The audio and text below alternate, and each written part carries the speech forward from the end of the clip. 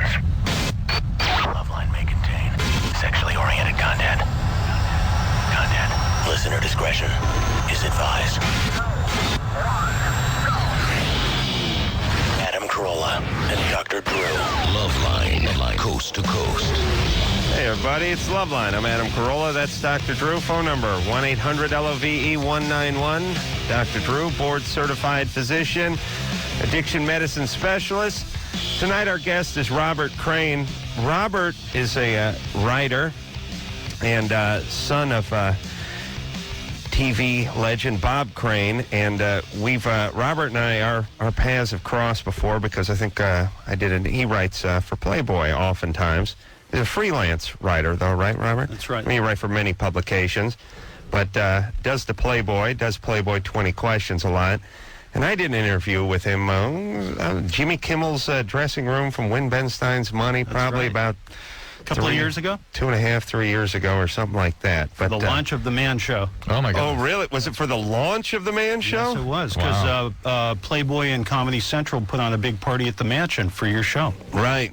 Oh, I was there last night, by the way. Oh, yeah. Oh, yeah. But, oh, my God. So much to cover. I was at the Angel game last night. What? Yeah. Yeah. It's crazy. Down 5 runs, 7th inning. Great. Ready to start heading for the gates. Oh, my God. It's too much to talk about. And tonight, we're going to talk about Autofocus, the new movie that's came out, and is coming out in other places that chronicles the life of Bob Crane. And a lot of our listeners are young. They're not hip to Bob Crane. I've been hip to the story for some years now, but we should first start at the beginning, I think, because, like I said, a lot of our folks didn't start watching TV until, I think, Small Wonder came on in '89. So let's just take it back. Bob Crane was a radio personality here in Los Angeles in the 50s and 60s or early 60s. That's right. And he's a good-looking, charismatic guy, and he made his way onto television as Hogan from Hogan's Heroes. He was the star of the show, and like I said, again, very sort of affable, likable, nice-looking guy who basically loved women, right? That's it. By way of the Donna Reed show, we should mention. That was his big break. Oh, really? He had interviewed Donna. Now it's all Reed's coming husband. together for our listeners. There we go. Yeah. Now they can place it now. They're going, Donna who? They usually break out in fistfights over Dinah Shore and Donna Reed, and who was a better host from the early mid-'60s, early '70s. But anyway, that debate rages on amongst our 13-year-old listeners. That'll keep going. We're not going to end that tonight.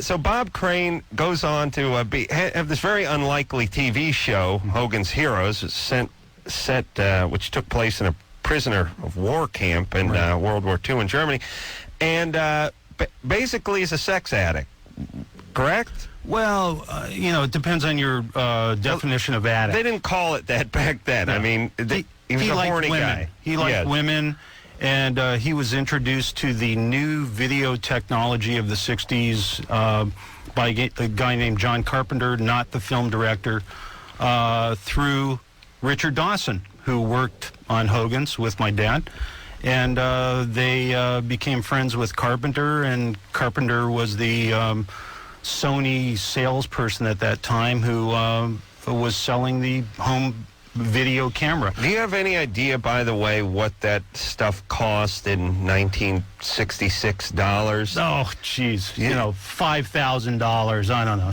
Much more than that, I bet. Yeah, it was crazy. I mean, I was thinking about this, and I think I was talking to Drew about this. Like, if I took my little digital Sony camera with the little flap that comes out, and the full color, and the digital, and the whole thing, and I had that thing.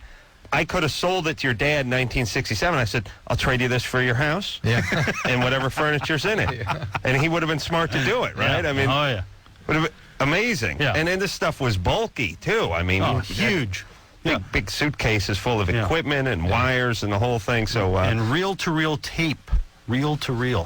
People they're listening right now going, what? Huh? Right. Reel-to-reel videotape? Reel-to-reel videotape that you can actually edit yourself. You could cut it. Which is what my dad did. Wow. And so So anyway, Bob Crane was the successful actor, and he was on a sitcom, and I guess he's making pretty good money. He's popular and everything. And now it's, I'm sure it was already easy for him to meet women with his looks and sense of humor before. You know, much like myself. With radio and all. Right, radio, the looks. By the way, when you were in Angel Stadium, good looks. When Nen was pitching last night, were they going, because I look like Rob Nen. No, I didn't get any of that. Not at the game. But anyway, I know you think I should just put like a Giants windbreaker on and douse my head with water so I have sweat, put a towel around my neck, see if I can pick up some drunken Angel trash in the parking lot. But the point is this guy now he's on a sitcom. He's going on a tear, right? Yeah. People know who he is. Yeah. This is his dream. And I saw what was it? Not Behind the Music, but what show chronicled this whole thing? True Hollywood Story. A&E biography. Last week, and apparently his wife, now his second wife was okay with this. You're from the first wife. I'm from the first marriage, yeah. And the first wife was not okay with this or tolerated it, or what happened? Well, at that time, it was mainly photos and that kind of thing. He was always a photography enthusiast. Right. And, my mom found out about this and went along with it for a while because she was the rock of our family, the hub, trying to keep this marriage and family together. You know, we're small-town folk from Connecticut, and we're out in Los Angeles, and she really held it together as long as it could be held together. And I think when my dad divorced my mom, he should have remained single. But he made the mistake of getting married again. Yeah, and shortly thereafter, too, right? Yeah. To, one of the co-stars or one of the players. Clink's secretary, yeah. Clink's secretary. Yeah. She said, I'm pregnant, Bob. What are we going to do about it? So he got married. This is 1970. My dad's the star of a big TV series, and he said, well, I've got to do the manly thing. It's amazing to me about these guys who are constant, like sort of, they philander. I mean, it's in their blood. It's like they love women. You can't tell them not to do anything. No. But they always get married all the time, too. Why? It seems like a bizarre strategy. Yeah. There's these guys who are married multiple times. But his second wife, and I saw her interviewed, said she understood how it went. That was his deal. He still loved me. He was a provider. Was a good father. So I let him at it, which seems strange to me. But today, and then they got married because of pregnancies, and if somebody was a sex addict or compulsive, they were just allowed to go do that. Right, like they compartmentalized things back then. Well, you gotta say. I know you like it that way, Adam, but that's the way it works. Hey, things were pretty good in that time, weren't they? We didn't have any terrorists up here. Yeah. Oh yeah. No dirty bombs. Gas was nickel. For 10 gallons? A bunch of happy prisoners and a kind of goofy commandant. Yeah, everyone got along great. Once in a while, Colonel Burkholder would come into town and shake things up a little bit, but then it was right back to the good days. Even the German shepherds that were trained to kill were sort of friendly.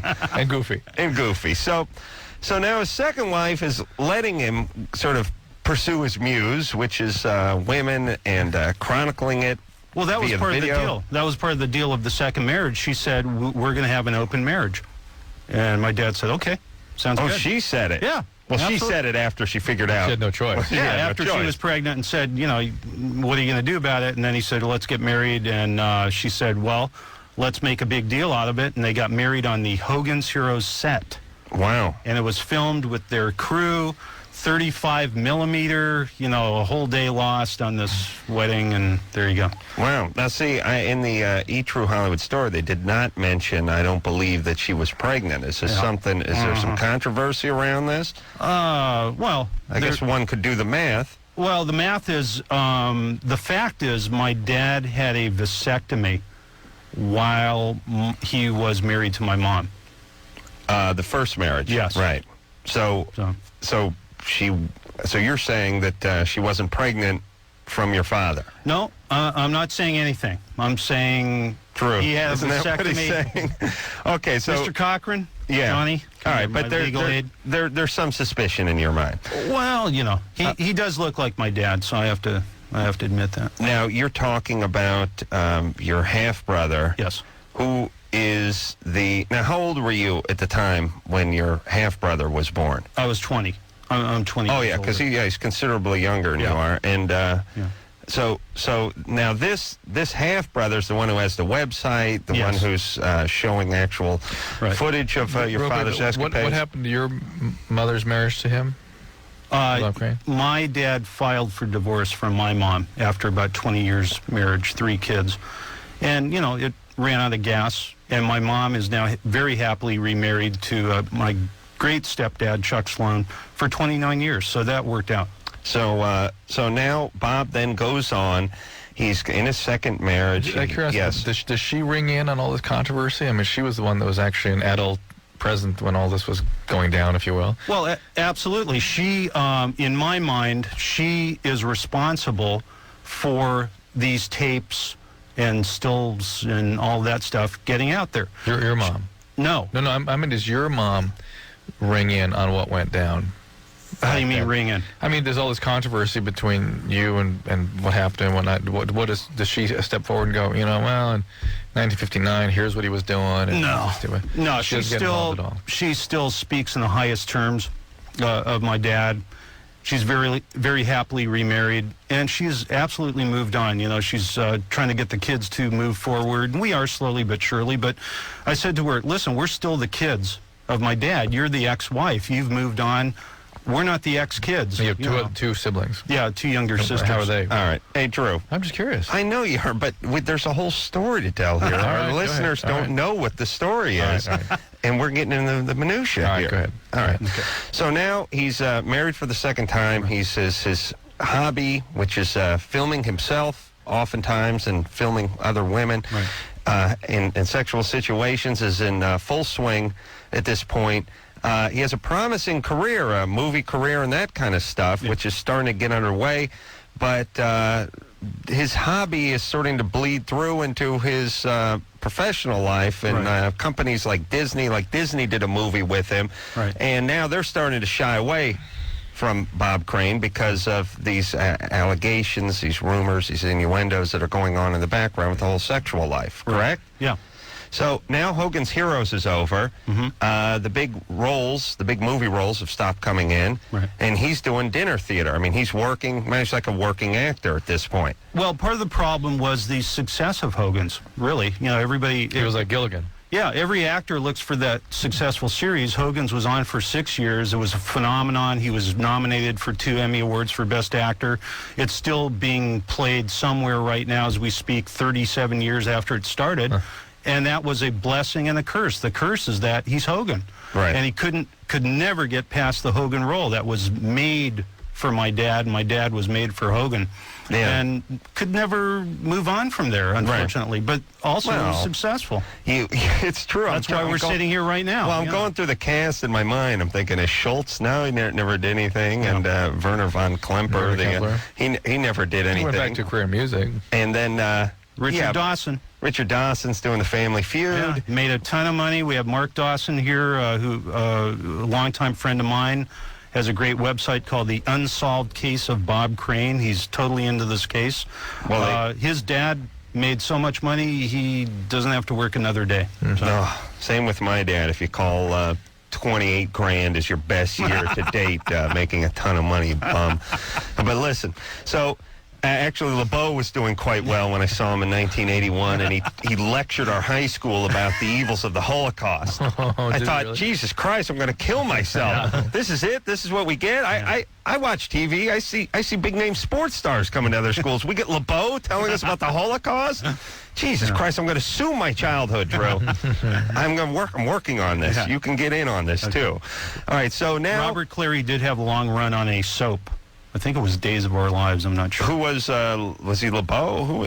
Yeah, he was LeBeau on Hogan. Right. But he also had a long run on that. All right. So now Bob Crane is doing dinner theater in Arizona. And you missed the Bob Crane show, too. Oh, we did the Bob Crane. That's right. Show. Now, that was for MTM. Remember Mary Tyler Moore Productions, a huge production company. She had her own show, had Bob Newhart, had Rhoda, all those shows on the 70s, and they promised my dad that caliber of writers didn't get that caliber. He got like the 4th rung. Damn. And Fathers of the Man Show writers, by the way. Yes. Bottom of the barrel. So they did the Bob Crane Show. It was a live in front of an audience show, and at that time it was a big bomb, which was 13 episodes. Remember that? Yeah. 13 episodes was a bomb. Yeah.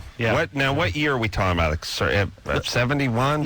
75. Oh, 75. Oh, yeah, because Hogan's Heroes ran for 6 years. So 71. Now we're in the mid-70s. The variety show is not worked out, and it's time to leave Hollywood and basically hit the boards in Arizona doing dinner theater and that kind of thing. Well, he's got a wife. He's got a nice home in Westwood. He's got a child. He's got a stepdaughter. Right. He's got to get to work. And he's getting more hooked up with in the character. It's Willem Dafoe's character in the movie, I should say, who's befriended him. He's got all the equipment. I'll give you the equipment. You use your face and your name, and we'll make a great team. Is that basically they had a great what the time relationship together. was? It's not as ominous as the movie portrays it to be. You have to keep in mind Paul Schrader, one of our great comedy directors, directed this. If Carl Reiner had done it, it would have been a comedy with drama. This is a drama with comedy. Right. Autofocus, you speak. Yeah, very dark, very ominous. And believe me, my dad was Hogan. Fun-loving guy. If he were here right now, hey, come on, let's go. What are you guys doing now? Let's go out to the club, ba-bing, ba-bing. Let's go to the Classic Cat. I'll drum, we'll have a... Well, that's true. It wasn't That's dark. true life. Except for he slinks home and has his wife kick his ass up and down Pasadena. Other than that, exact same life. Same guy. Has a glass of lukewarm milk and calls it a night at 12:27. So other than that, No way, that's your life. same life. Okay, so now we get to the murder because he is carrying on. He's has his family back here. He's in Arizona. He's making his living. He's also going out, meeting women, filming women, doing his thing. Yeah. And one day they discover him in his motel room. It was an apartment.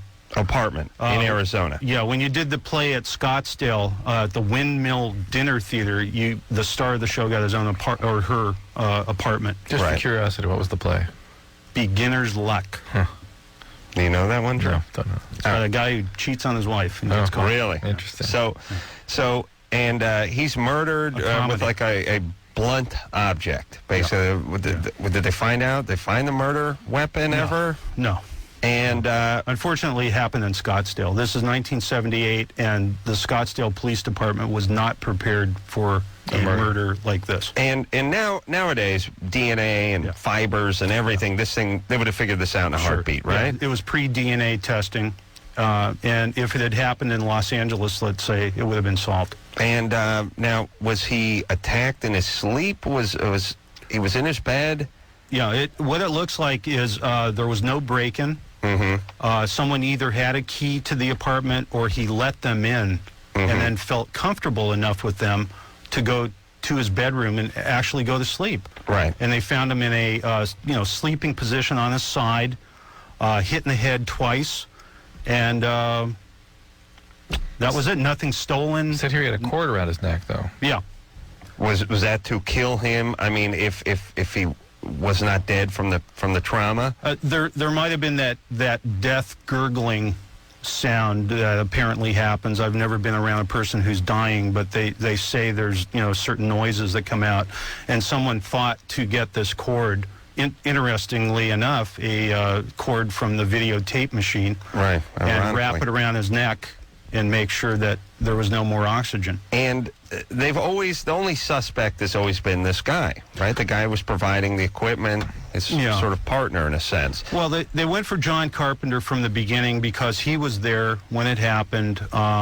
Some people said that they had a falling out, and my dad was moving on with his life and was going to get away from this kind of thing. Is that what the movie's about? You know what it is? The movie, to me, is actually part 2 of Carnal Knowledge. Remember Carnal Knowledge, Jack Nicholson and Art Garfunkel? Oh, yes. I beat off to that many times in high school because Anne Margaret was in it. Yeah. Or as Archie Bunker said, he thought it was a religious film, Cardinal Knowledge. So, This, to me, is part 2 of Carnal Knowledge. This is like the two guys move on into the 60s and 70s, and it's the darker, with videotape. Little Boogie Nights in there, and some of that. And it got two big thumbs up from Ebert and Rober, and it's been very well received. And I've seen Kinnear wearing the Hogan's Heroes get up and everything, and it's uncanny. That was my dad's jacket. Actually, his jacket. Yeah, I still have the Hogan jacket, and I met with Greg and said, if it fits, if you want to wear it, wear it. So now his partner, for lack of a better term, is the only murder suspect, and he goes on. There's suspicions for years and nothing really, and then they try him a few years back, right? They try him finally in 1994, John Carpenter, 16 years after the fact. Evidence has been lost. Evidence has been misplaced.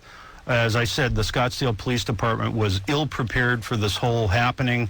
A new DA is in that area, and they said, listen, we got to do it now or never. And so he goes for it, and the prosecution does their best to present their case, but there's things missing, and, it just wasn't enough to... So you don't believe Carpenter killed him? Well, the more, I went with it at the beginning because everybody else did. And then as the years went by, I kept thinking, who gained from this thing? John Carpenter didn't gain anything. He lost his buddy. He lost his little road buddy. Right. He gained nothing. Right. There's some other jealous boyfriends and husbands that should be looked at. Well, sure. I mean, if you think about it, motive-wise, and this was not a mafia hit. This is not an assassin's work or anything. This was seemed to me like a rageful, spontaneous action that went on. You're out there screwing around with chicks. You don't know if they're married. You don't know if they're boyfriends. Whatever. Somebody's going to get pissed. Somebody eventually is going to come in and do something. Yeah. Right. It's a crime of passion. Yeah. It makes perfect sense. They always do that thing where they go, and this Carpenter evidently is not a very sympathetic character, so I think that's part of the problem. But they always do that. Well, he was jealous that his friend was going to leave him, so he killed him. It's like, really? I don't know. I've never seen that happen. Doesn't feel like it's sort of what's in it for you. Okay, now for sure he's left. He's Unless dead. there was some criminal activity they were involved in that he was going to blow the cover on. That's the only time I ever see that kind of thing. My dad didn't take drugs. He didn't. He wasn't involved with the mob. Yeah. Then so now he was found innocent, right? Yes, he was acquitted. Yeah. He was acquitted, and to this day, the case remains open. He died. He died, right. John Carpenter died in 1998. The case remains open, but for lack of a better word, it's dead. Right. It's a dead case. Okay, so Robert Crane is our guest tonight. We got to take a break. We've never done this before, I don't think, talk through the entire thing. But it's such an interesting story, and I'm seeing the movie everywhere, and I know a lot of our listeners aren't up to speed on this, and we are going to take some calls and do all that. But I did want to sort of lay the whole story out so people knew where we were. Have we brought everybody down, you think, at this point? Well, I mean, it is, it's not exactly, a feel-good conversation or movie, but it's certainly compelling. Yeah. And it's certainly fascinating. An idea that they never did find the guy who did this, and all the video and the whole everything. So we'll take a quick break. We'll come back. We'll take your calls. We'll talk more about this, and we'll do all that after that. Hey, everybody. Loveline. I'm Adam Carolla. That is Dr. Drew. Phone number 1-800-LOVE-191. All right. Robert Crane is our guest tonight. Son of Bob Crane. He is technical advisor on Autofocus, which is a new movie starring Willem Dafoe and Greg Kinnear. Along with Mark Dawson. Along with, but Mark Dawson's not in the movie. No. Okay, that's okay. But he's co-technical advisor. Right. And this movie is out as we speak. It's a very interesting story. And true, 90% true when you see the movie, 75% true, I mean, to the best of your knowledge. You weren't there at every event, but I mean, when you see this movie, are there parts of it that you say, please, that's, artistic license? Oh, certainly. Yeah, I'd say about 70% true. But certainly the main beats, Hogan's Heroes and Murdered and Addicted to Sex and all that, those can't argue with that. Are true. No, right. Absolutely. All right, let's go to the phones and speak to Cameron, who's 14. Cameron? Hey. Hey. I was wondering, Well, next Friday, I'm going over to my girlfriend's house, and I'm going to finger her, and I was wondering... A date to finger. Nice. and I was wondering... Young love. Isn't that nice? It's beautiful. What would be good or what feels good for her? Oh, I could just see young Cameron in his white sport coat with his red carnation and his finger and finger all waxed up, yes, all ready to go. Scrub clean. Yeah. Couldn't you just send the finger along ahead of you and you stay home in case there's trouble? Dad walks in, you're safely at home playing Xbox. The finger scampers across the room. No. No, I see. And You want to be there. Okay. you'd like to be there attached to the finger? Yeah. Interesting. How did this... I'm just curious. How did the sort of conversation go where you made this date? You know what I'm asking? Yeah, well, she inked him in for fingering on the 3rd. Yeah. She's like, well, let me check my calendar. No, the 3rd. No, during the afternoon, I'm down for cornholing and a face effing, and then I can squeeze you in for fingering. And 14, sure. 14, ladies. Sure. Thank you, Adam. Okay. Okay, all right, come on. All right. So, Cameron? Yeah? Yeah, answer Drew's question. How did this work out that you know in advance what you're going to get? Because we used to have to spin a big wheel. We never knew. Well, she told me what she's done before with other guys, and so she invited me over Friday, and her parents aren't going to be home, so So you figure I just assumed. a little diary about her past Yeah. is the green light for a go-ahead, huh? Yeah, well, she did the math. Folks out of town. How old is she? 14. Who was she staying at home by herself? Yeah. What? But they're not going out of... Are they going out of the state, or are they just going out for the evening kind of thing? I think they're going out for the evening. Yeah. Oh, you're going to get caught. Yeah, you will. So, Cameron. Yeah. All right, well, listen. Are you in love with her? Oh, yeah, 14. Well, what does he... Do you think you're in love with her? No. No. You're not interested in her? No, I am. We've been going out for 3 months. All right. You should be in love by now at 14. I should. No. No, you should think that, though. At 14... I understand you did. But at 14, it's reasonable to be able to have enough sort of self-awareness to go, I like this. What I'm asking Cameron, is he serious about this girl, or is he just going to let his fingers do the walk and then upset her? Am I serious? Are you serious about her? Yeah, I am. That sounds boy, that's arousing and utmost Yeah. enthusiasm. Which Yeah. Take her to see autofocus. Oh, Yeah. You'll be masturbating for the rest of your life. I imagine he's not old enough to get into that. No. That's my guess. I'm assuming he's going to be masturbating for the rest of his life Either anyway. way, yeah. I'm doing my own personal math. Let's see, 14, 38. So far, Rest of on your track life. for the rest of my life. Yep. Check. All right, Cameron, just be careful how far you get with this girl physically. It's gonna create a bond between the two of you that you're already telling us you may not be really wanting to. Yes, look out for her, for her delicate psyche. Please. Bella? Hi. Hey, you're 18. Yeah. What's up? My question is for Dr. Drew. Mm-hmm. Dr. Drew, when I was seeing my last boyfriend, we started, having sex and stuff, and I never used protection. And we had been going out for like a year and a half or something. And I was wondering, what my chances of getting pregnant are since I haven't already. Did you have sex every day with this guy? Just 4 or 5 times a week, yeah. Okay, so pretty close. And what, no protection, huh? No. Why not? What's up, genius? I'm retarded, I guess. I don't Oh, that's good enough. But you know what? See, yeah, catch-22. Those who admit they're retarded We're done with them. are not retarded. Yeah. They've now been upgraded to idiot. But what they've effectively done is diffused you, though. You're not coming after them when they admit it. I know. I'm like a cop trying to beat a confession out of somebody with a hose, and they confess. Yeah. I stop beating them. That's right. All right. You want a cup of coffee? A Lucky Strike? What do you need? But you're right. It is a catch-22. She can't be that retarded to have the insight to know. Right. All right, but it's a special kind of intelligence, though, insight, though, Well, right? it's just more that I didn't really care, Okay. I But All right. you care now? mean, no. How come? Why don't you care? Well, I'm not in a relationship Yeah, but why don't you care if you're pregnant or not? Because I kind of want to. Why? I mean, just because, I don't know. You want to destroy another person's life, like yours was destroyed by your parents? No, my life was not destroyed by my Well, parents. somebody screwed up a little bit. Yeah. So what? Do you have? I don't know. I don't know. Just How old was your mom when she had you? she was fine. How old was she when she had you? She was No, we'll do the well math. into her 20s. She was Well into her 20s. 23. How about when she had her first child?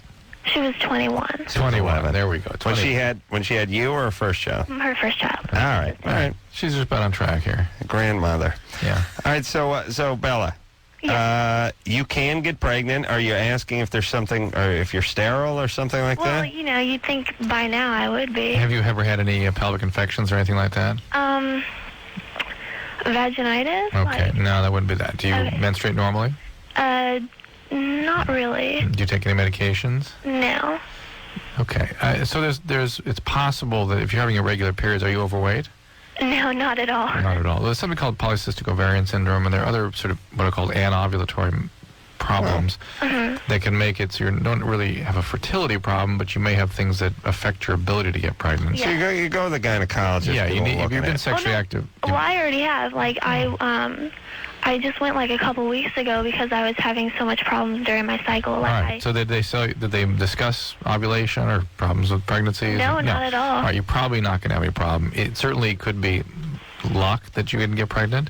Could be him, right? And it also could be you could have some special needs around the time when you do get pregnant. But I would not assume you're having fertility problems. Okay. Don't make that assumption. All right. Now you get on that pill for the next Please, or at least- you relationship. know what? I tried it, and I can't. My All right, body then. can't. All right, then keep the morning after pill available. The emergency Well, how's she going to contraception. know? She's going to take the thing 6 times a week. Oh, good point. I beg your No, pardon. no. I'm not in a relationship right now. All Well, right, use a but condom. listen, you're going to be in a relationship by Thursday, Probably. or at least in a situation where you could get pregnant. I don't know if you're calling it a relationship or not. You got to get on some birth control. Okay. Okay. All right, Screwball. Please. Where are you going to junior college?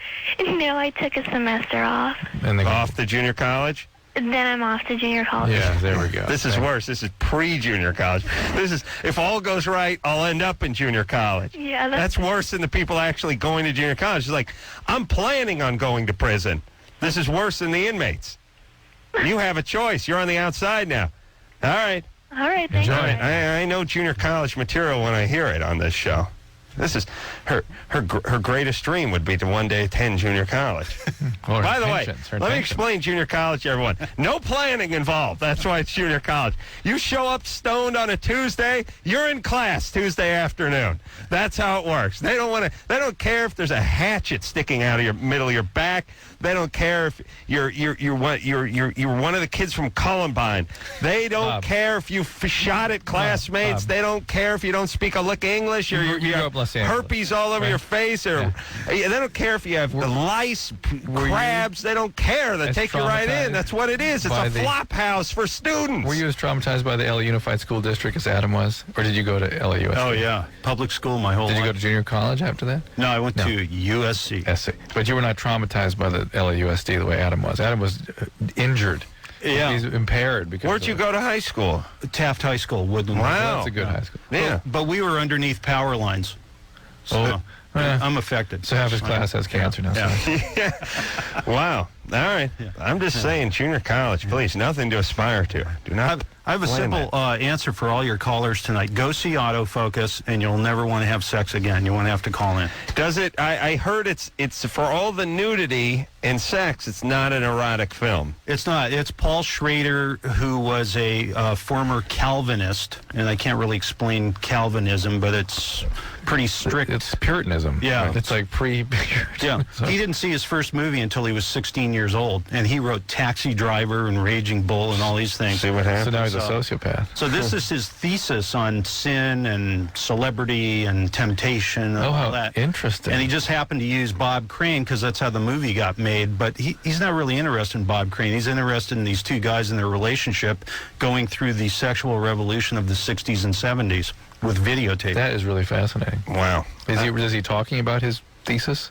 Yeah, In those well, terms? you know, you should have Paul on as a guest to talk about psychoanalysis. Huh. Yeah. Interesting.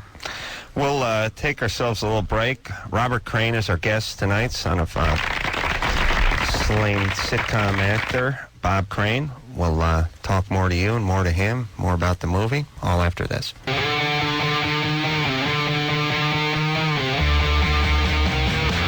Hey, everybody, the Loveline. I'm Adam. That's Dr. Drew. Phone number 1-800-LOVE-191. Tomorrow night, we got the chicks from That 70s Show. Tonight, we have Robert Crane, who is son of Bob Crane, Hogan of Hogan's Heroes, and also a freelance journalist who does 20 questions for Playboy oftentimes, did an interview Drew. Mm-hmm. And then only took you 42 minutes. No, that was my...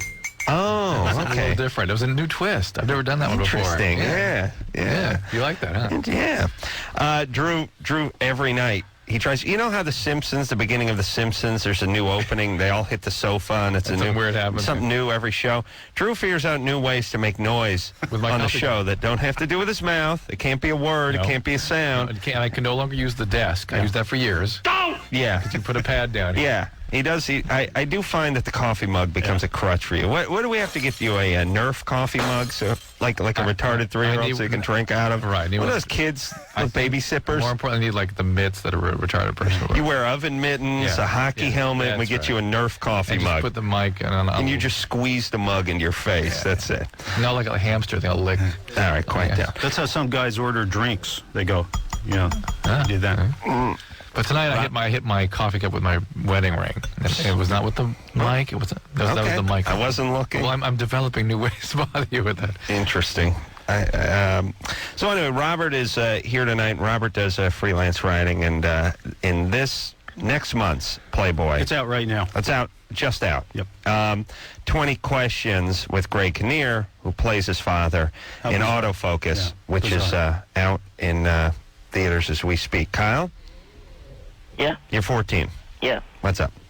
Well, I guess I kind of went to the house today. Oh, And what? we kind of watched a movie, and we kind of got to fooling around. You and your girlfriend. Yeah. All right. Mm-hmm. And I guess she said that she was just kind of feeling uncomfortable, and I guess he kind of said that after we got done or whatever, we went out and walked the dogs, and then she just told me that she wanted to be friends, and then she said that she didn't even want to be friends because she felt uncomfortable around me for some odd reason. Mm-hmm. And two reasons I can only think about that is because, for one, I think when she was in kindergarten, a kid depanted and kind of told her to suck his dick. Ooh. And the other thing, Watch the language. Yeah. Depantied. oh, sorry. He took her pants off No, he took his pants and then had her down. do that. No, she didn't, but, Well, when a guy drops his pants, you refer to as depantied? well, that's just something I read from my school thing. Okay, So- keep going. Don't derail him, Adam, please. Please. Okay. All right. All right, there we go. And what was the other thing? Well, I guess this 18-year-old who was babysitting her, but at daycare, kind of pulled down his pants. Same did. He depantied as well. All right, so she's been sexually abused a few times then. Okay. All right, and so and people that have been traumatized like that can very easily re-experience those kinds of traumas if you're not really. But she's dumping him anyway. But it sounds like they were kind of things were going along. All of a sudden, he kind of makes his move, and she's like, "Whoa!" That she's freaked Well, out. actually, it's more like her because she kind of was. I guess he's kind of the aggressive type, So it's kind of more like her, I guess. But still, if somebody's been badly sexually abused, they sometimes will respond to just about everything. What? Wait. Well, first off, I was just thinking his precious mug is back, so it's time. My precious mug, yes. Yeah, it's time. Yes. Time to break it out. There you go. And number two, we're talking about Kyle, who was with her, right? Yeah. Right. And then, because Kyle at one point said he did whatever, she dumped Kyle. She's not interested in But Kyle. some Kyle after they're having a physical encounter. And what I'm saying is sometimes if he's not sort of... Don't help Kyle. Don't help Kyle make his case about having to cure her so that they can get back together. You're right. It doesn't matter. That's right. Yeah. Kyle, Yeah. whatever the reasons are, she broke up with you. And that's that. She means it. Good point. It doesn't matter if they're valid or not. Well, I mean, should I talk to her mom about that? Or? No. That's what I'm worried about. No, you let it go. All right. You let her You're break broken up, Kyle. Okay. All right. That's it. And I are you there? Yeah, I'm here. Yeah, don't hang up yet, buddy. Okay. I know there's Lots of girls in Anchorage. there are tons. The place is teeming with broads. Isn't that where you are, Anchorage? Yeah. Broads and Laplanders. Those are two things they have over there. All right. You ever run over a moose or anything like that? A couple times a week? What's Our that? house is teeming with moose, usually. It is. Your house is. The inside of the house? You have a moose Outside. festation problem? No, outside. We have ants at our house. We have mooses. Really? I know. You leave out like a caribou carcass, and they come out at night. No, they don't like that. They just like grass, Oh, I see. swamp. All right.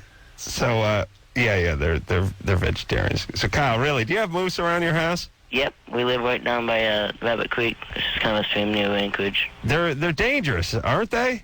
Well, actually, kind of because they've actually kind of learned how to just live with us. You know, they don't really spook that easily anymore. Did he say Wabbit Creek? Rabbit Creek. Do you hunt screwy wabbit there? No.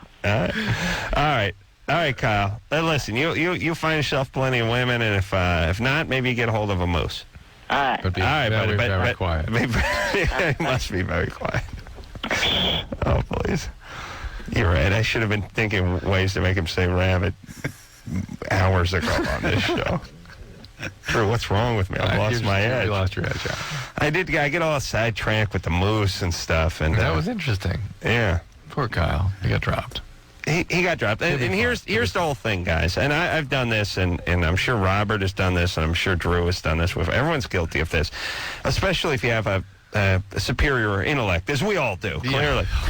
You get broken up with, and you have to dissect it. Build a case. It becomes like a court case. Well, if you can prove that you're innocent, and this all has to do with some trauma in the past, well, then she'll have to accept you back into her life. Well, the reality is the more trauma and the more stuff that went on, the stronger The her less case likely. is in her mind, and it does not matter if you can get OJ's jury to support you. It doesn't matter. You're gone. But it speaks and that's volumes the bottom about line. the male emotional intelligence, that all men think that way until they're about 28, is that, it's all sort of a game process. How do I outwit this game? Yeah. And you should be playing that game when you're in the relationship, but once you break up, the she's point dumped is you. that men very You're much done. have a weak emotional intelligence. That's why women don't play that particularly. They play different games. They play games using emotions. No, we're smart. We use logic. We think they're going to respond to logic, and it's like arguing with a 3-year-old or an alligator. You're going to get bit or crapped on.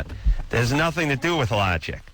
I mean, our problem is treating women like human beings. I see. Yes. Andrew, Yes? you're 18? Yes, that's correct. What's up? I had a question for Robert. What's going on? Go ahead. Yeah, I was just curious. There's a website Bob Crane, your brother Scotty, runs. Is that correct? Nice plug, Scotty. Yeah, I think that's and that's an interesting. Oh boy, so we should get into that briefly. Well, you don't know that was him. Is that? Well, no, it was a plug. It was a shill. Yeah, right. If it wasn't him, it was a guy calling I thought up it was somebody going to try to give a plug to create some controversy around that stuff. What's that? Anyway, You want to keep him on the line? no. I'll give you $10. Call in. Yeah, if I thought now let's explain that to everybody. Scotty, who is Scotty? Scotty is the son of Clink Secretary number 2. Right. And now I got to say this. He does, and I know you're wondering if your father's the actual father of Scotty, but when you look at a picture of Scotty, he does look an awful lot like your dad. Yeah, he does. And he claims to be the son of your father and your half-brother, and he's doesn't appreciate the movie. He rejects the movie, but yet he's coming out with a cebsite to try to... Yeah, curious. On the website is, footage of Bob Crane, and somehow he procured this. The footage was left to him. He inherited it. His mother. His mom. His mother celebrating her late husband. The second wife. Right. Has a decision to make when my dad is killed. Do all the tapes and photographs that she acquires from Scottsdale, from the apartment that I was living at with my dad because they were going through divorce, right, from the house in Westwood where she was living, my dad moved out of. She has a decision to make after he's killed. Do I take all this material, X-rated porno tapes and stills. Right. Do I burn them? Do I put them in a safe? Do I put them in a bed of cement? Right. Years go by. No, you know what? I think I'll give them to my son so he can sell them on an X-rated website. That's a good way to celebrate my late husband and his father. And meanwhile, I saw like part of my dad's sack once when I was 9, and I'm still in therapy. Could you imagine? Here's 7,000 hours and 4 million lineal feet of footage of your dad humping away, and you're going to watch that? Yeah. Was it affected you, Bob? Robert, this website? Yeah, but I'm asking a serious question. Yeah. We have to go to break. We got to take a break, but it's very it's all very compelling stuff. And by the way, we'll go to break in 1 second. We usually take calls about screwed up teenagers on this show, but this encompasses and embodies a lot of the things that we talk about on this show. These kinds of relationships and these kinds of situations. So it's compelling to us. So these are screwed up adults. Well, this is what screwed up kids become. We'll take a quick break. We'll be right back.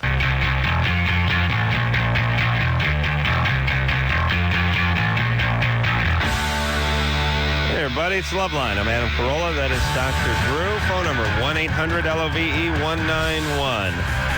The hot ladies from that 70s show going to be in here tomorrow night. Robert Crane is in here tonight. He is Thank you. the eldest son of Bob Crane, the slain sitcom star who was also a sex addict, who was chronicled much of his activities, and basically is the subject of the new movie Autofocus. He's portrayed by Greg Kinnear, and Willem Dafoe is also in this movie, and it's very, I've not seen the movie yet, but by all accounts, very interesting and well done and dark in many ways movie. Bob, when we left off, Drew?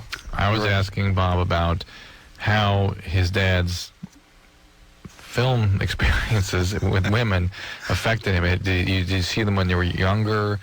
Did they affect you the same emotionally? What's the impact been? Yeah, I really found out about his activities when I was in college. And you had no hint of it before that? No, after my parents were divorced. We lived pretty much a Donna Reed family life out in Tarzana, California. It was my three kids, my mom, my dad, the German Shepherd, the pool. We had a great time. We'd Little League, all the normal stuff, except he was a quote-unquote celebrity. He was on radio and then television. Outside of that, we had the normal life. Then my parents get divorced after 20 years, and he gets involved with the woman who played Klink's secretary. And from there, things changed. She had guaranteed him an open marriage and all this stuff, and it went south from there. But that's when I found out. Back to you, though. Did it? And you found out, and what did you think? How did it affect you? In college, at the time, first of all, I have to say I didn't see the tapes. You never saw them? No, he never sat me down and went, Bobby, hey, look at this. And you've never since seen them? No. No. What he showed me was, for instance, he would be on the road doing a play, and he'd work with some hot chick, and she would borrow the camera because it was a new toy back in the 60s and 70s. The video camera. Yeah. And, hey, my boyfriend's coming into town. They're in Columbus, Ohio, doing a play. And can I borrow the camera? Yeah. And then they'd make a copy of the tape, and instead of looking at the new Playboy, my buddies and I and my dad back at his house or, wherever, would sit down and look at the black and white reel-to-reel videotape. We'd go, wow, that's pretty cool, And we didn't think it was college, second, third year of college. And what year is this? Early mid-70s? This would be early 70s, yeah. And we didn't think it was dark or ominous or, ooh, Dad, he's got a problem. Who would have guessed just a scant 19 years later that my father would go to the Radio Shack and buy a crappy Beta machine, sock him right in the nuts for that. 19 years later.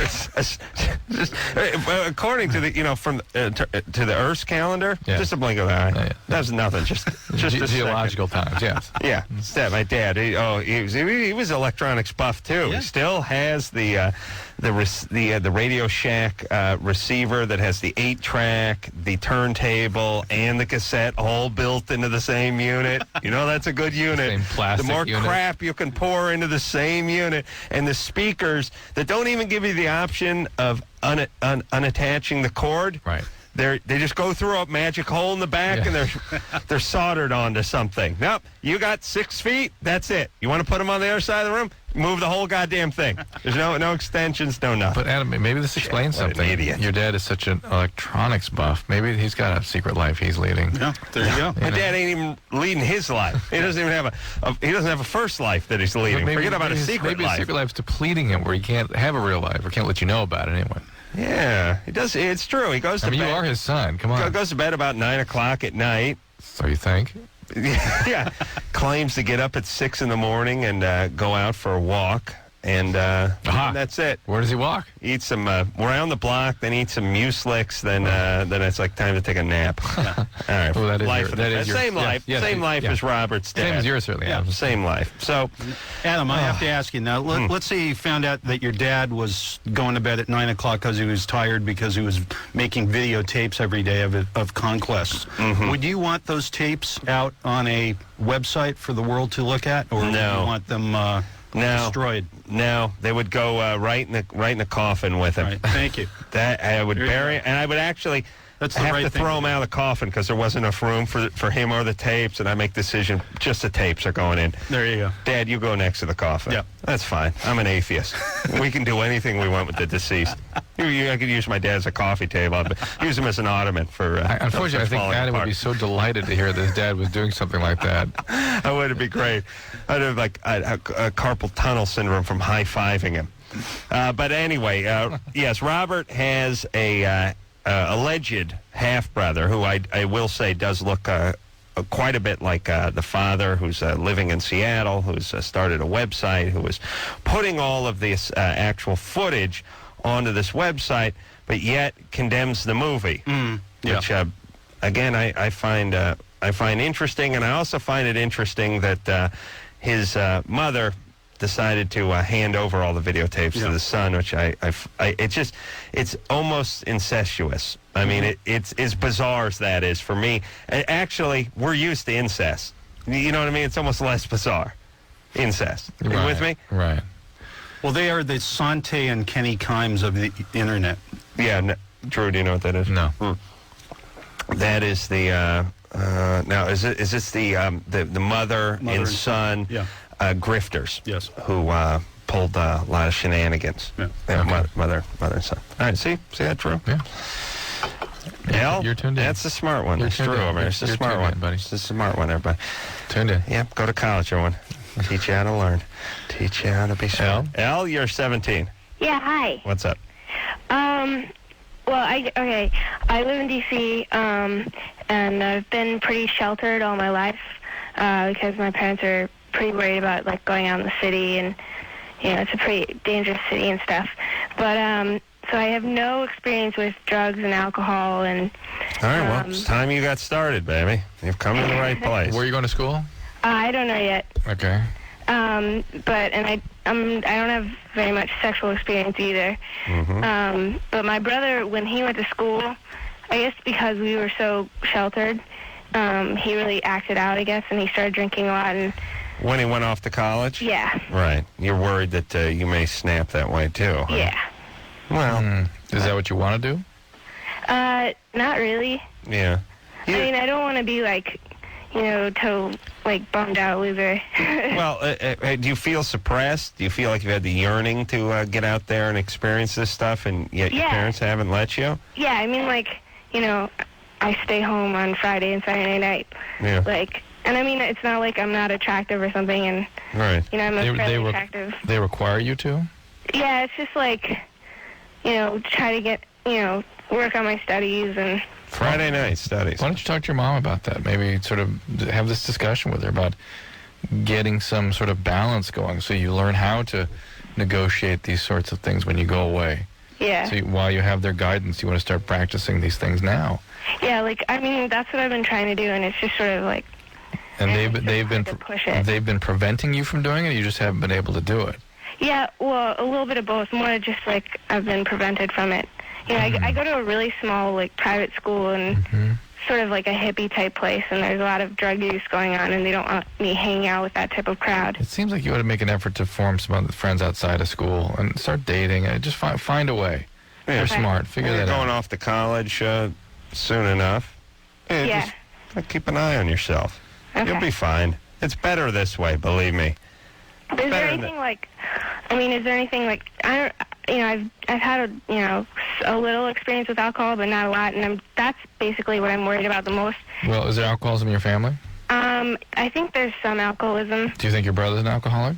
I think he has alcoholic tendencies. Okay. Do you think you might have some momentum, or you're just afraid you might? I'm just worried just because, I'm pretty good at, like, keeping my boundaries. I have pretty strong morals and stuff. Yeah, And that has so nothing to do with morals, in fact. But most alcoholics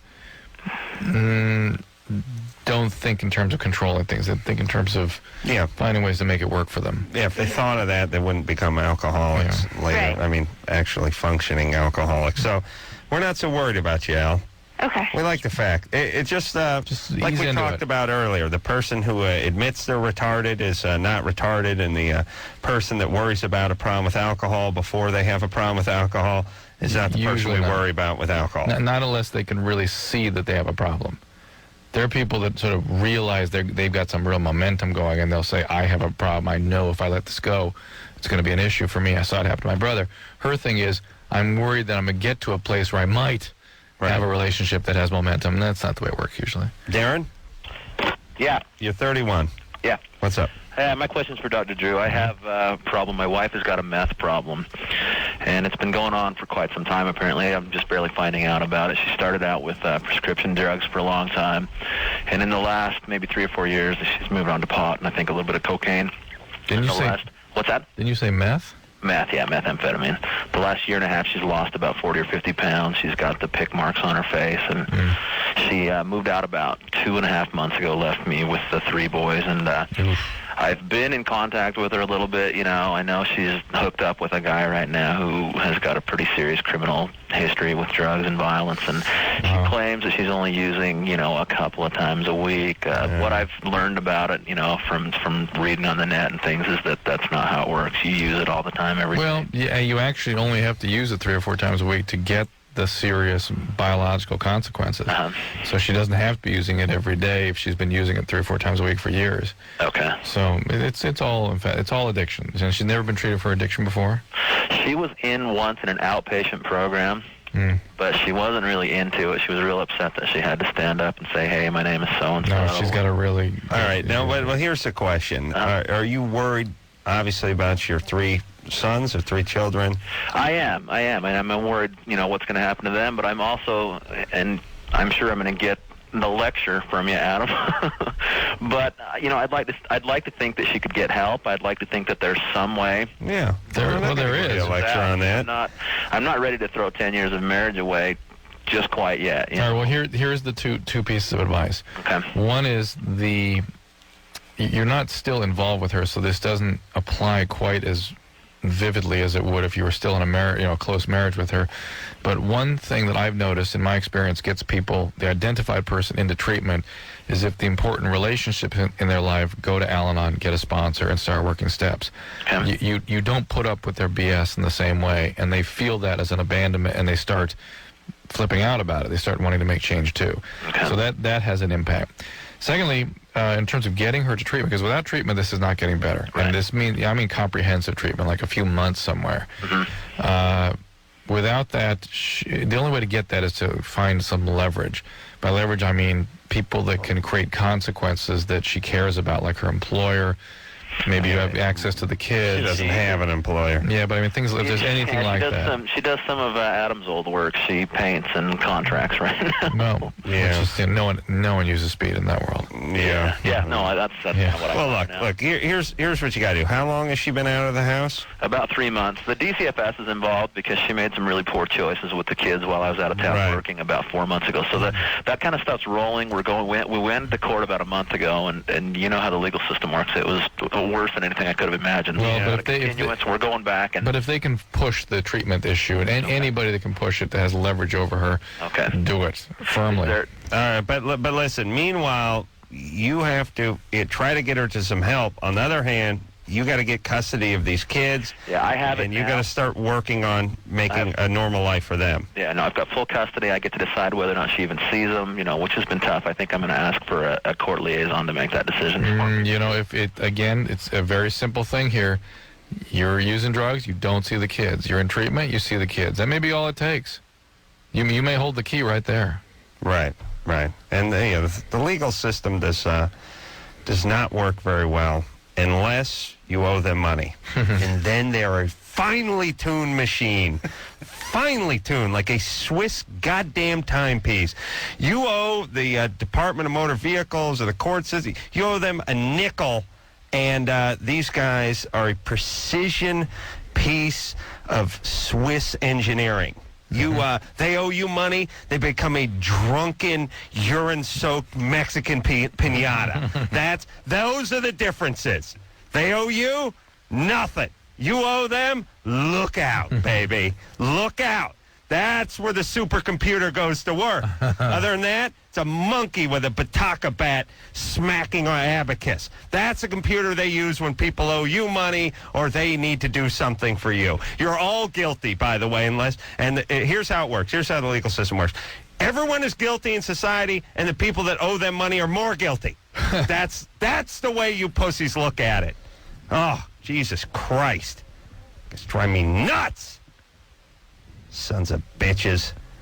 Guy destroyed my car 8 years ago. We have no way of keeping track of... No way of keeping track. Hey, if I get a warrant, I get pulled over. The cop's got it in his car. It's got it on his goddamn computer in his car. What do you mean you have no way? We have no way. Please, it's retarded me nuts. The abuse you get when you go into these places, you're all guilty. All of you. Bob wishes to talk, Adam. Adam, I think... Oh, wait. Yeah, sorry. Sorry, go ahead, Bob. I'm fired up now. There you are. Adam, I think you should do a film with Jack Nicholson. I think the two of you together. At least Bob gets at least Jack, he gets a bat and goes out and smashes some guy's windshield in.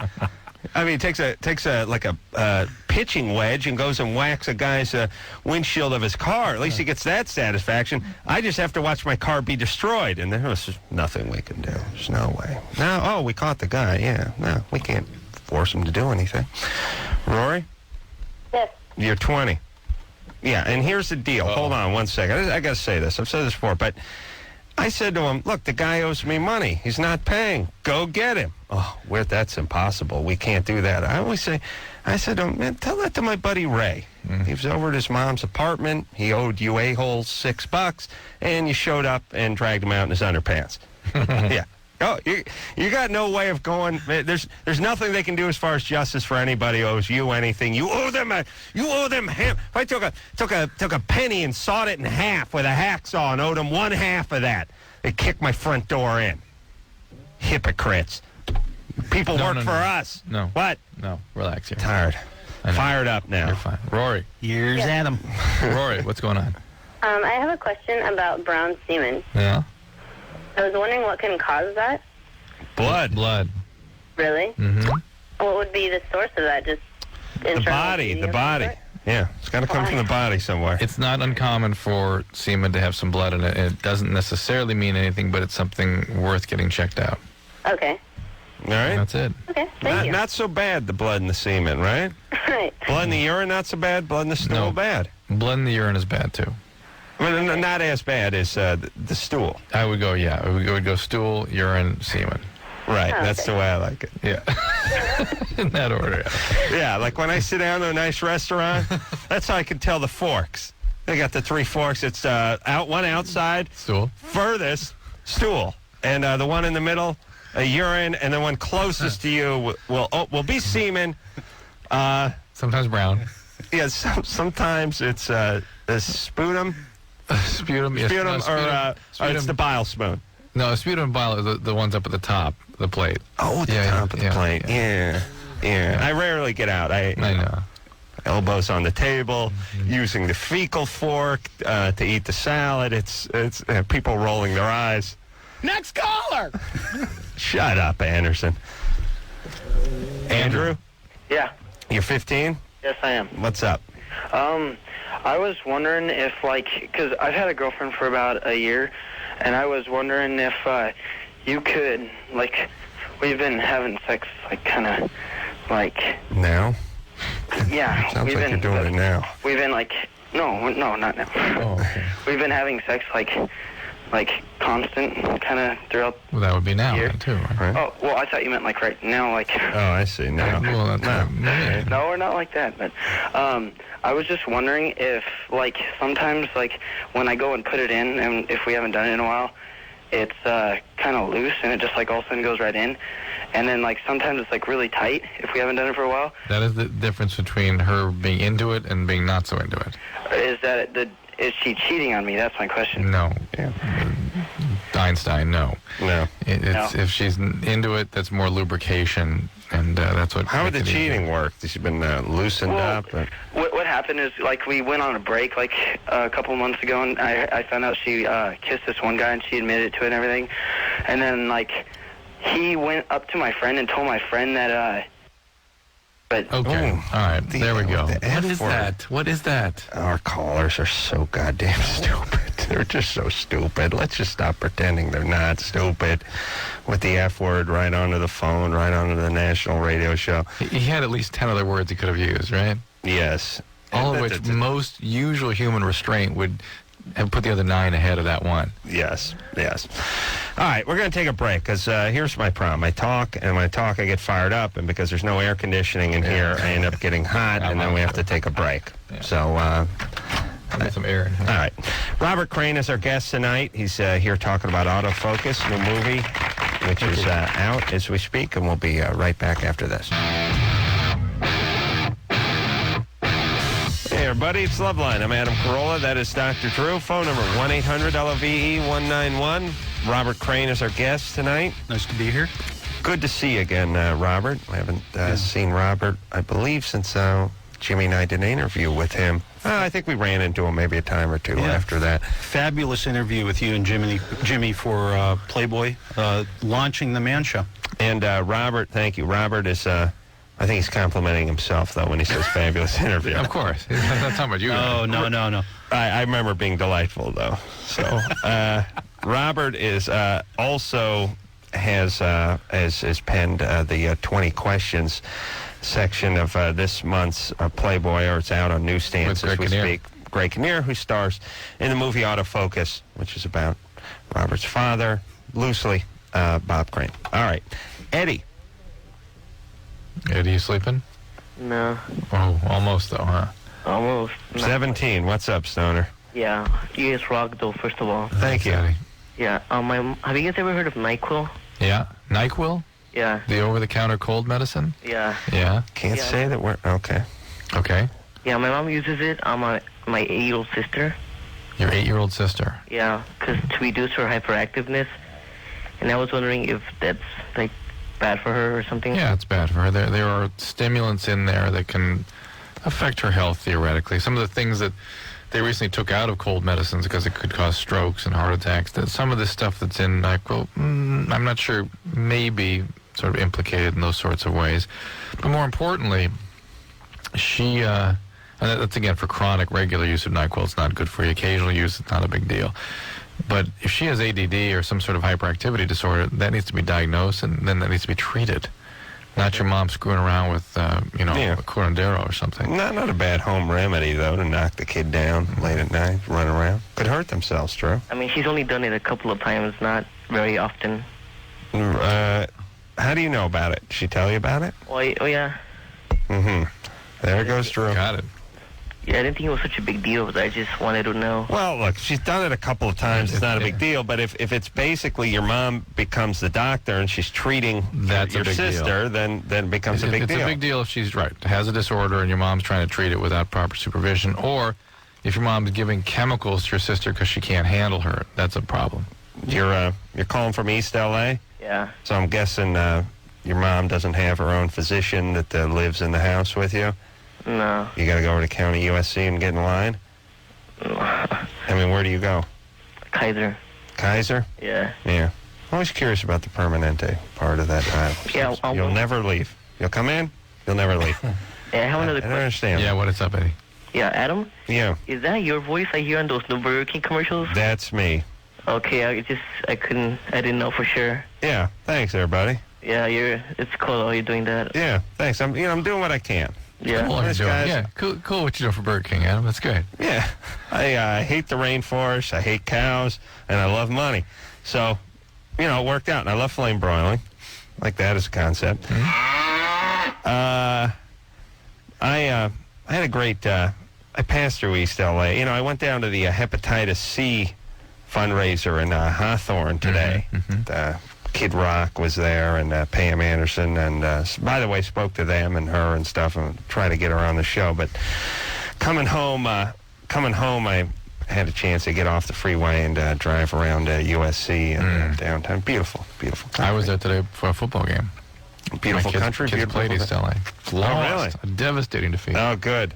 Well, the picture of Pam Anderson in this magazine, is that what I'm looking at? Current Playboy. Yep, that's her, all right. That's her naked. I'm bored of seeing her naked, though. I'd rather see Kid Rock naked. Break it up a little bit. All right, let's move forward, and I want to talk about something real quick, though. There's no gas stations in downtown L.A., I've now discovered, because That's true. I got one of these things, and if anyone manufactures automobiles and you're listening to me right now, perhaps you're in Germany or Japan, where I like to buy most of my automobiles, please work out this little thing. Drew, I don't know if you've suffered from this, or Robert, I don't know if you have this here, but I got this gauge in the car, the little computer thing where you can set it to how many miles you have left before you run out of gas. This, to me, is one of the greatest inventions of the last 5 years when it comes to automobiles, because obviously the gauge is pegged on E. You got nothing left, but I like to know, do you got 31 miles left, or do you have 4 miles left? Right. And the gauge will be pegged on E if you have either one of those. It doesn't move much. It's not an exact science. As a matter of fact, the gauge for the gas goes a little lower than empty, Always. which I don't like. Always. I don't appreciate that. I owe gas now. The car only holds 16 gallons, but I'm going to pump 20 into it next time. I don't understand how that works, but the gauge, no good for that. But this mileage thing, this is a godsend. So I'm driving back from Hawthorne, and I punch, and now the gauge is saying, hey, brother, it's time to get gas, but I'm in Hawthorne. Not the world's greatest place to stop and get gas. So I think, let's look at the gauge. 37 miles. So I'm thinking, you know what? I can make it home. Get on the freeway, and I'm going down the 110, and I know what's going to happen. 19 miles. And I'm thinking, all right, 19. I'm about 6-7 miles from my off-ramp. I'll just get it down at the 76 at the bottom of the hill there. Did it miss? Now it flatlines. Yeah. Now it goes from 19 to flatline, and all of a sudden I break out in a cold sweat because the gauge is pegged on sub-E, below E, and now mileage left, flatline. It's literally just a line that goes across the thing. It's you're on your own, is what it's saying. And now I'm in the middle of downtown L.A., and I'm realizing, hey, this is flatline. I'm going to run out of gas on the freeway here. Now, I pull off the freeway, and I'm in, like, Koreatown. And I'm screwed because apparently these people, either they use a rickshaw, I don't know what they use. Whatever it is, it does not use gas. I believe Chinatown has gas. Driving a circle for an hour, ironically using more gas than it would have taken for me to actually stay on the freeway. I get home panicking the whole time, and yes, here I am. All right, let's talk to Brian, who's 21. Brian? Hey. Hey. I just wanted to say, I find it amazing that Anderson has the inability to dump out when a 15-year-old says sucking a D. Sucking dick's fine, buddy. But Yeah, we can say that. We can say that. When anyone mentions a website, he's quick on the button with that. All right. Or a shout-out. Hey, Brian? Yeah. First off, you can't cite as an example something you can say on the radio and then accuse him of not doing his job. Oh, I thought you couldn't. Right. And I agree it's not something we like to dwell on here, the sucking the D conversation, but apparently is legal and will not get our license taken away for saying it. And why shouldn't he shut down websites and shout-outs for websites? If he didn't, everyone would be calling all the time and doing that. But it seems like that's all his energy is towards, and he misses the dump sometimes. No, you miss all the ones he gets. You don't even know about it. What do you mean? There's many, many, many things that don't get through because you don't hear it. And tonight there's been, 3 already? Yeah, plus Drew used the N-word earlier on. He thought we were during the break. It was anyway. Had to do with some help around his house. The point is Anderson was quick on that dump too. The one you're referring to, he specifically intended not to dump. Okay. All right. I guess that's what you did. Hold on. I got to make sure Brian is satisfied. Brian, are you good? Yeah, I'm all right. That's I guess satisfactory? is that what you get when you're mainlining vodka? Yes. No, yes. that's what you make when you. That's why he gets the big box. Yes, listen. I don't like Anderson either, but for totally different reasons. And I will defend him. No, Anderson is starting to grow on me. And I will not tolerate someone calling this show and assassinating his character. Thanks, buddy. Yeah. Oh, be careful, Anderson. Talk to Sucking you Sasha. in. Sasha. Hello. You're 29. How are you? Yeah, hold on a second. There's one problem we always run into whenever we try to leave the doors open in the studio. Yeah, people because have a party out here. Phone screener Brian has got a voice like he's got a megaphone for a mouth. I can always hear him screaming up and down the hall. So there we go. Sasha, go ahead. Hi, I was calling because my question was, I'm an escort and in the Bay Area / Sacramento, and I have a hard time dating. And my question is, how can I date and still do this business? Mm-hmm. I've tried to meet men and tell them honestly what I do. And in the beginning, they're, sure, we're okay with it. And then a few weeks later, they are not okay with it. Yeah, well, what kind of escort? How does it work? Is it prostitute, essentially? I'm sorry? Is it essentially you're a prostitute? I'm an escort. No, you shut up with that stuff. Now tell me how it works. I'll hang up on you. Well, I mean, people call me up and they invite me over to the hotel room. And you have sex with them. And not everybody, but I mean, it's an unsaid thing. Not everybody, Adam. You got Right. that? Not everybody. Right. You got one guy who was from the Dominican Republic who liked to beat off while you masturbate. That was the one time you didn't actually get poked. There are some guys that prefer me just to give them head, and that's fine because that's what my specialty is. All right. Well, I was all wrong. All right. That's your specialty? Yeah, well, actually. So, All right. anyway. Listen, I'm sorry we got off on the wrong foot, by the way. But anyway, my Sure, that's point my is specialty, too. Receiving oral is my specialty. Why can't that be my specialty?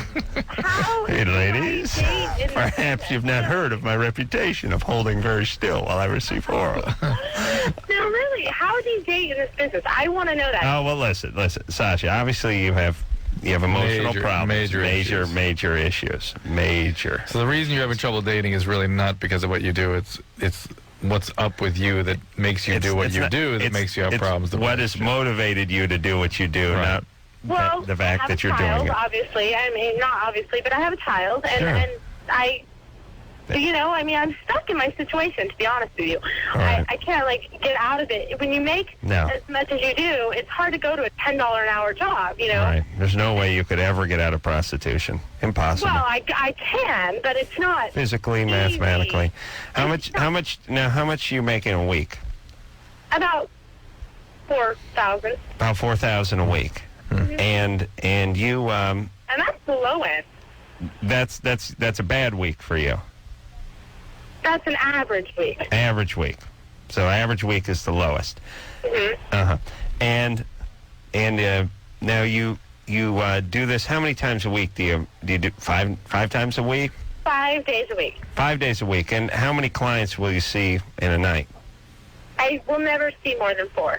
4 in a night. Oh, well, she holds it at 4. She has her limits, Adam. Right. What her thing is she can never receive more than 1 meter of penis combined. That's how my sister used to do it. So you could have one guy with a 39-inch dork, or it could be broken up into 700 Japanese guys.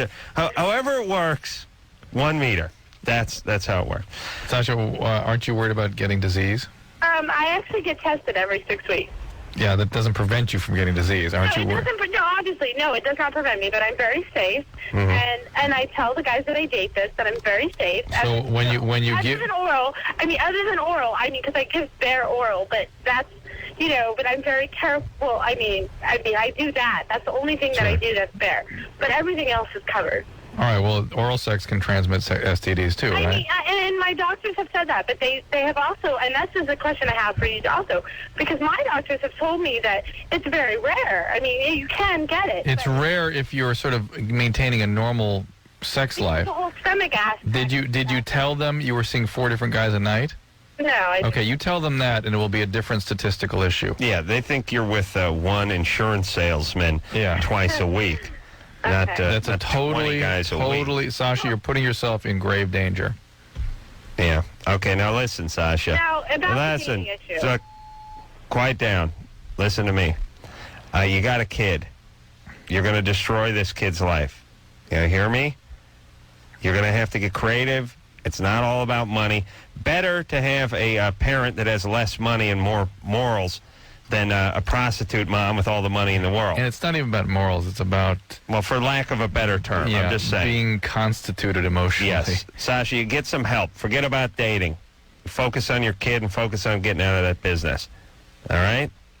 I've tried. I have tried 3 times to quit. And all right. Well, you got to get some therapy for whatever abuse you suffered or whatever led you into this. I haven't suffered any abuse. Some kind of something trauma. went wrong. Trauma. You better pray it was abuse. Otherwise, you got a tumor in your head.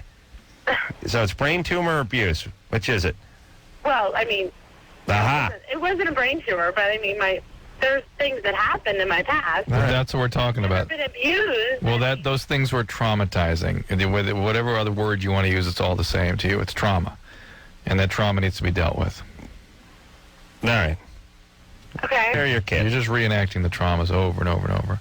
Take care of your kid, would you, please? I'm a very good mom. I know. Yeah. Very good prostitute mom. Doesn't work because that way. I do what I do doesn't mean I'm not a good mom. No, it doesn't mean you don't change the diapers and give him the appy juice and the little bottle that Drew should be drinking off of because he's not old enough to handle a mug or possibly too old. Well, I never thought about that. But the point is he's got a prostitute for mom or she has a prostitute for mom, and eventually that's going to exact its toll. I know. Believe me, you're 29. You've not suffered any abuse. You're 29. You're not stupid. Get out then. Figure it out. She has that trauma, though. Of course. I figured it out. It's about $250 a pop. Oh, really? $1,000 a night, 4 or 5 nights a week. Yeah. Robert's doing some math, and Robert's breaking that into. Let's see. How much I get paid a word when I write one of these essays? No, she's going Sacramento. Do I have anything to do with Sacramento? Sacramento. I'll be up there plugging autofocus, and that's about 1,300 words for me. Yeah. Okay. That's all it is. It's not prostitution. It's just an exchange of words. Maybe I'll write her a little essay, and she'll give me a freebie. Yeah. A barter. We'll trade out. All right, well, I'll do like 14 questions with her. 20 be too much, 12 not enough. Well, we'll see how she blows. We'll leave it open. Somewhere between 12 and 14 questions. Robert Crane, our guest tonight. We'll take a quick break. We'll be right back.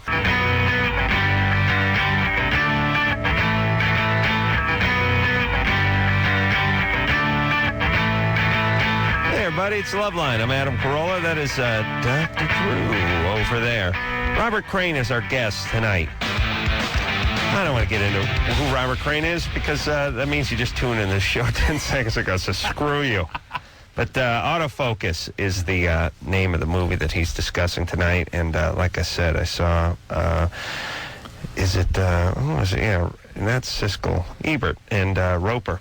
Two thumbs up. And they're passionate men when it comes to film reviewing. Well, I find it you don't see it too much. What Bob was saying is that his dad, Bob Crane, is merely the vehicle for this director's exploration of his ideas about sin and society and sexual celebrity deviancy and celebrity. Yeah. And stuff. Temptation. Which is interesting. So it really isn't about your dad. Your dad's just a symbol that he's taken over. Well, it's how Paul Schrader got the money to make the movie. Huh. And then he kind of afterward, and I like Paul Schrader. That's why I became involved in the film as a co-technical advisor with Mark Dawson.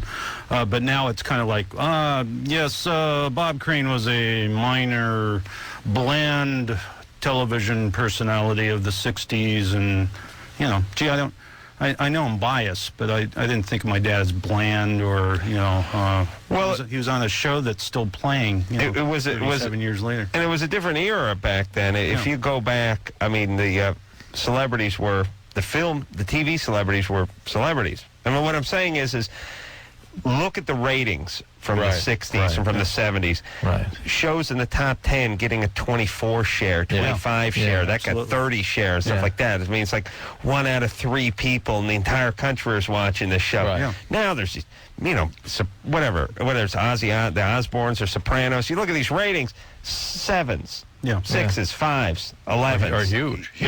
This is a great rating. 2 is a good rating. Great numbers. Yes, we've taken this pie that we used to have to whack up into 3 or 4 pieces and whacked it up into slivers so thin you could see through it. So back then, yes, everybody in America knew Bob Crane. Did you detect a little jealousy in Adam's God voice? damn it. You see what I'm Crank saying? anchors and a mansion. Loveline still get no goddamn respect. Is that right? Monique, Hello? you're 18? Yeah. What's up? I sort of had like 2 questions. I'm telling you, a 0.3 share is a goddamn respectable rating in this day and age. Is that Crank Anchors or Man Show? It's combined. I see. Both get a 0.5. I can't even do the math. But no, they do. How dare you, Drew? These are successful shows. Go ahead. 1.5. Yay! Oh, they want more. They always want more. Go ahead, Monique. Okay, because like I drink a lot, and most of the time I drink until I like pass out. How long has this been going on for? Like I've been drinking since I was 13. Are you ready to do something about this? Or like I don't know. Make some change, maybe? Yeah, I had 2 questions though. All right. Because like my dad used to drink a lot when I was little. Of course, that's why you drink a lot. You inherit that. You get that gene from your dad. And then also you add to that the trauma of being in a highly chaotic family system with an alcoholic that sort of fuels the need to drink a little bit. Yeah, and he stopped drinking though when I was younger, but I don't know, I kept drinking though. Yeah, well, did he go to AA or did he switch to something else? He went to church. To church, all right. Okay. Sometimes that works. Don't believe in God though. All right. Well, you don't need to believe in God. You can still quit drinking. Yeah, and like I have like another question though. All right. Like if something bad happens to you when you're young, is it like possible that you forget? Like you make yourself forget? Whether you can make yourself forget, you can just forget, but it's not possible for it not to have an effect on you. It gets sort of wired into what we call implicit memory. It's left behind as a residual in your brain. And that may well be why you're drinking so much, that sort of motivates the drinking. And then once you sort of cross a threshold, the reward system in your brain is slightly different because you've inherited that from your dad, and that then perpetuates the drinking even when you're prepared to stop it. What's the difference between implicit memory and explicit memory? Explicit memory is what you think of in terms of remembering what you just saw in the Playboy magazine that you read. Stuff you're conscious of. You're conscious of. It's more cognitive implicit memory. Means it's sort of there and affecting your behavior, but you're not aware of it. You're not right. That's what I like. That's my favorite kind of memory. Implicit? Yeah, implicit memory. Yeah, that's because that's the one that makes you masturbate so much. Right? Seriously. 4 times a day is not and that's so why you much like in my it. That's circles. why it works for you. In my circles. I know. Jerks. In my circles, yes. Maybe your circle of jerks, there's lots of implicit memories. You see what I'm saying? How dare you These say are the same jerks that throw crap on each other. How dare you say circle and jerk in the same sentence when referring to my friends? All right. So, Emily, get some help. That's what you got to do. Just go to AA. Just throw yourself on the mercy. You got to go please. AA, get a sponsor, and just, don't get throw pregnant. yourself into the process. Sam. Yes. You got a question for Robert? I sure do. Robert, I was just wondering how you can say that your brother half brother Scotty looks like your dad, but at the same time imply he's not your dad's son. I mean, why are you saying that, man? It's kind of cold.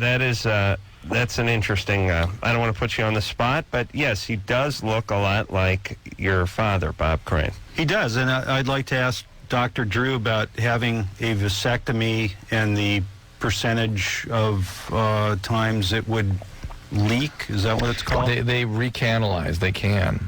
It's possible. It's possible. I'd put it less than 5%. It depends how the vasectomy was done. These days, they'll do 3 subsequent checks, and if they do that third one, it approaches 0, and that's over like 6 or 12 months. They'll check these.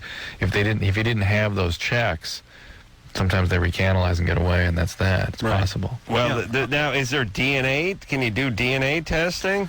I guess you could. You know, Scotty's challenged me, and I've challenged him, and it's just a sorted ugly affair. All I'm saying, answering the caller, all I'm saying is that my dad had a vasectomy while he was married to my mom, and then before he got married to his second wife, she announced to him that she was pregnant. Right. That's all. But there's It's interesting. There's an inference that could be made, or that you're making from this. And You guys ought to get the DNA test just to sort of put that part to rest. well, it's academic in a certain sense. He has this footage of your father. He's seen fit to sell it over the internet. Yeah. And I don't know what could be done about it. I mean, the horse is out of the barn, as they say.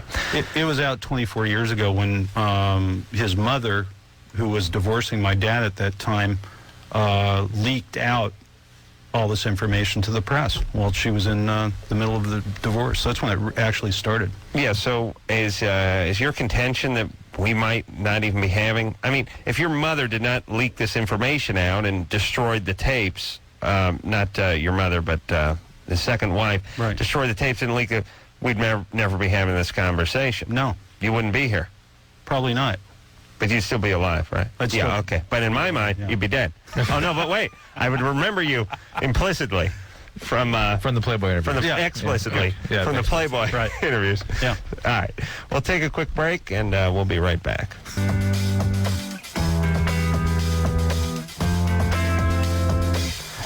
All right, everybody, we're on a show. Autofocus is the name of the film. It has been getting great reviews, and it is out in semi-wide release as we speak. I want to thank Robert Crane for coming in here. Good to see you again. Great seeing you, both of you. Thank you. I hope to see you again when I do one question with Let's Playboy's do 10 20 each. questions. Why don't we do 10 each? But One Drew, each. you're no longer a draw. Yeah, you're right. I got to get back on TV. But me, yeah. now, that merits an interview. Yeah. So, Yeah, it's like, yeah, sure, yeah, okay. Get me the F out of here. So, until next time, it's Adam Carolla for Dr. Drew saying mahalo. Creek. Yep, we live right down by Rabbit Creek. This has been Loveline. The opinions expressed on this show are not necessarily those of the staff, management, sponsors, or this station. The producer for Loveline is Ann Wilkins Ingold. Loveline is a presentation of Westwood One Entertainment.